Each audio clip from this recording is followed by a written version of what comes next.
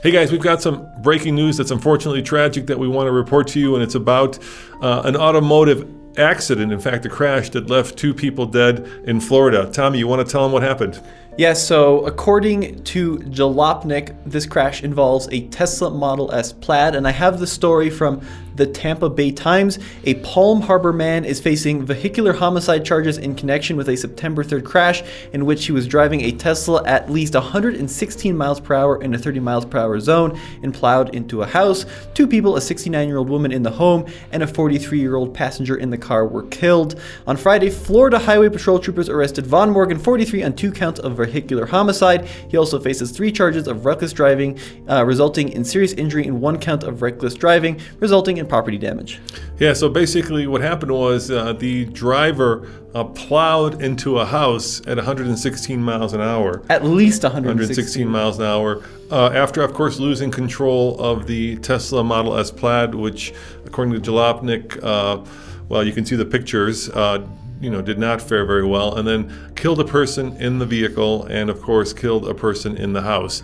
And the reason we're reporting the story is because I think, we've reached a watershed moment, Tommy, when cars are becoming, I would say, so powerful that they are becoming very dangerous. Can I relate an experience to you that I had in high school? Yep. I remember I was sitting in my physics class, and my physics teacher looked at us, and we were just a bunch of sophomores in high school, and he asked really, what's the most dangerous weapon you'll ever own?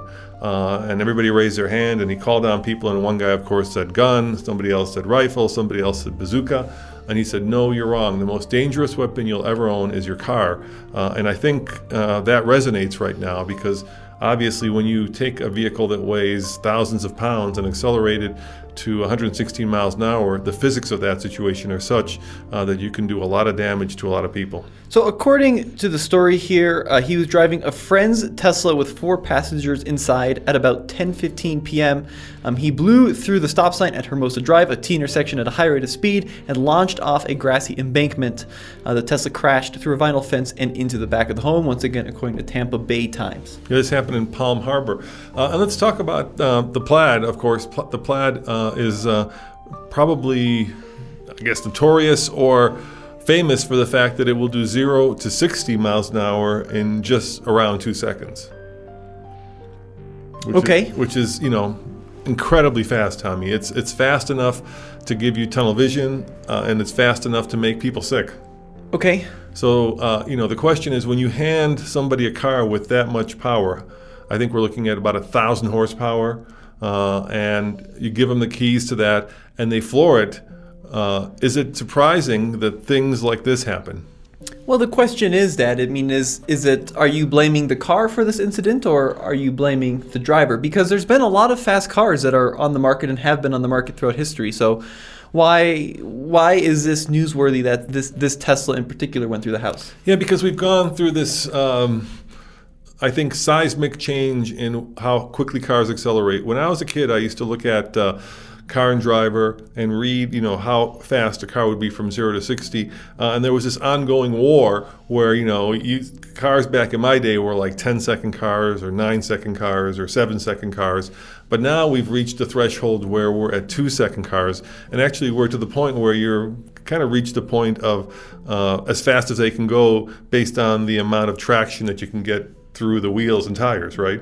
Well, and it's also worth noting, too, there's 2 different formulas, and maybe we should be more precise in our terminology. There's quickness, yes, which is how quickly a car can accelerate, yes, and then fast is kind of in reference to the top speed. Yes, so cars have become quicker, even though they may have not become faster. Although I would also make the argument that since you were reading those articles in the 70s and 80s, cars have also become much better at stopping. They've become much better at turning. They have far more safety aids in terms of ABS and traction control and stability control. So even though they're much quicker and they do have the potential to reach higher velocity of speeds in a much shorter amount of time, at the same time, too, the brakes are far better. The tire technology is far better in order to slow and turn those cars. Yeah, but there's not been a correlation or a direct correlation between how fast or quickly vehicles accelerate from 0 to 60 or 0 to 100 in this case, or 0 to 150, and how quickly they stop. A car can stop from 60 to 0. And if you look at some of those old Motor Week tests that they used to do, if you watch either on their YouTube channel or if you watch, their current testing, you'll see that it's about, back in the day, it was maybe 120, 130 feet. Today, a car that can stop quickly from 60 to 0 is probably 110 feet. So maybe you've cut out, 10 or 15 feet in terms of its stopping performance. But that in no way is equivalent to the fact that they've gone from 0 to 60 in like 10 seconds to 2 seconds. You see what I'm saying? The two don't correlate. And so, yes, you can accelerate a car very quickly, but that doesn't mean you can stop a car very quickly. And when you hand a vehicle that is that powerful and that quick to an average driver, I think you're asking for trouble. And I'm not saying even me, I managed to scare myself a few times in our Tesla Model Y performance, and that vehicle will do 0 to 60 in 3.5 seconds. So what's the difference then between handing someone the keys to a Model S Plaid that'll do 0 to 60 in 2 seconds, but is also all-wheel drive, versus handing the keys to a 717 horsepower Challenger that's rear-wheel drive with less grip? I mean, in some ways that seems more dangerous than the Plaid. It's kind of a really great question, but it's kind of like the difference between handing somebody a handgun and handing somebody a machine gun. They both are, equally dangerous, but you could do a lot more damage a lot quicker with the machine gun because it's just a much more powerful, much more destructive weapon. So what's your solution? Are cars too quick? That's a great question. I don't, as an automotive enthusiast, I don't know what the solution is. I think that the government is going to have to probably get involved and perhaps start regulating some of these cars. I just feel like we've gone from cars that are in performance terms road cars to cars that now perform, at least in acceleration tests, similar to very high-powered sports cars, right? Not even sports cars, to race cars, right? Would you give a dragster to your grandma to drive down the street, which is in effect what you're doing with a Tesla Model S Plaid, a professional dragster? That they're putting down those kinds of numbers, and to become a professional race car driver, you actually have to have a license that goes beyond just a driving license. I'm not entirely sure I agree with you. I don't think that the solution is to get the government involved and say these cars are too quick, we need to slow them down. I think maybe there needs to be more driver awareness. I think that certainly is important, driver training.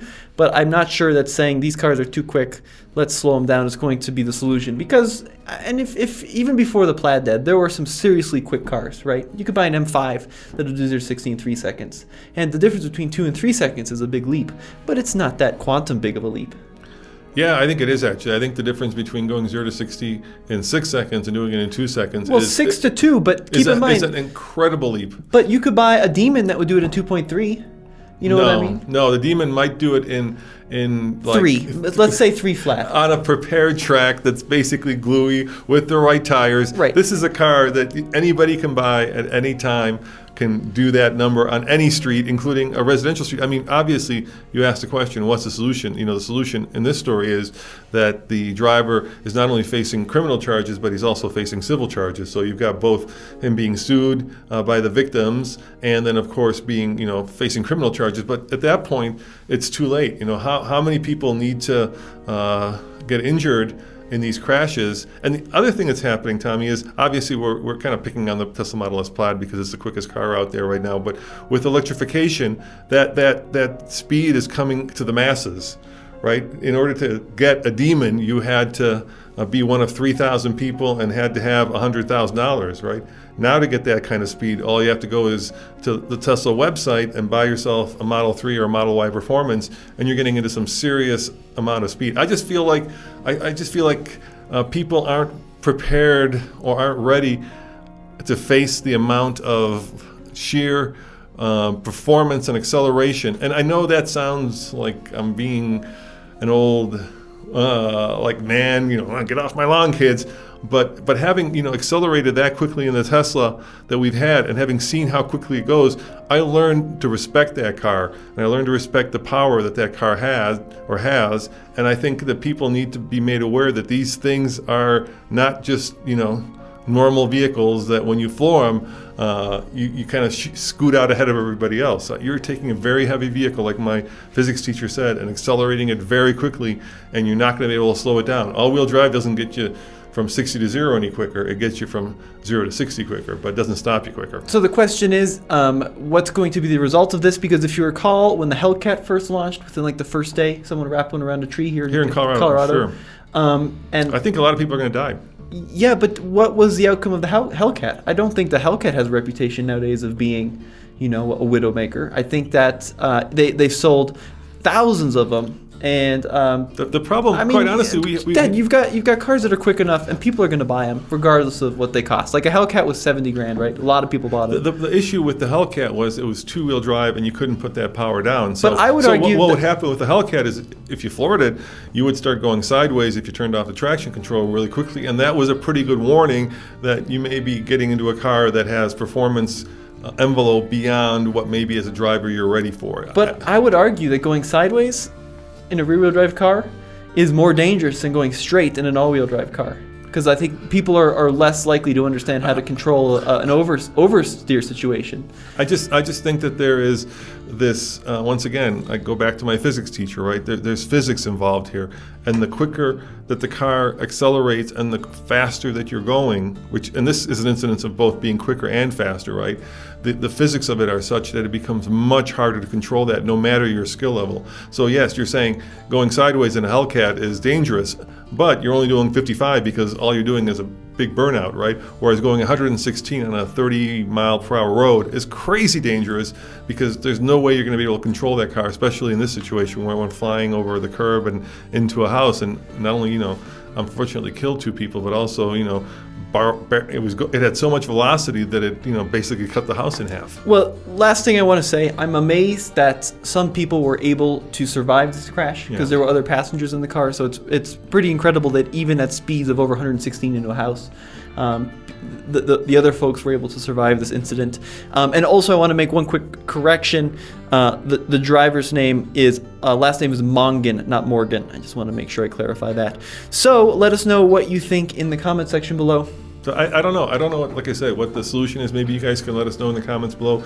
Is it a warning? Is it like buyer beware? Is it, the problem comes not for the driver, but the problem comes for the person sitting in the house, right? Right. That's where your right to punch me in the nose ends at where my nose begins, and that's where we're going to run into trouble. What you're saying is, as a driver, I have the right to buy a car that goes as quickly as possible, and I'm saying for sure. But then the question is, where does that person sitting in the house right begin, where a car, because it's going so quickly, barreled through her house and into her and killed her? What I'm saying is that I think that we shouldn't blame the car. We should blame the bad egg behind the wheel who chose to make that decision. I'm not even sure that's a bad. I don't know. 116 in a 30 zone. What I'm saying is, I'm not sure that person was familiar and aware of what kind of a car he was strapping himself into. Well, he has a speedometer in front of him, and he knows the speed limit on the road sign. I mean, you can add those two up pretty quickly. So we'll see you guys next time on another episode of the Fast Lane Car. Yeah, thanks for watching. And remember, check out TFLcar.com for all the news, views, and, of course, real-world reviews. See you guys next time. Ciao.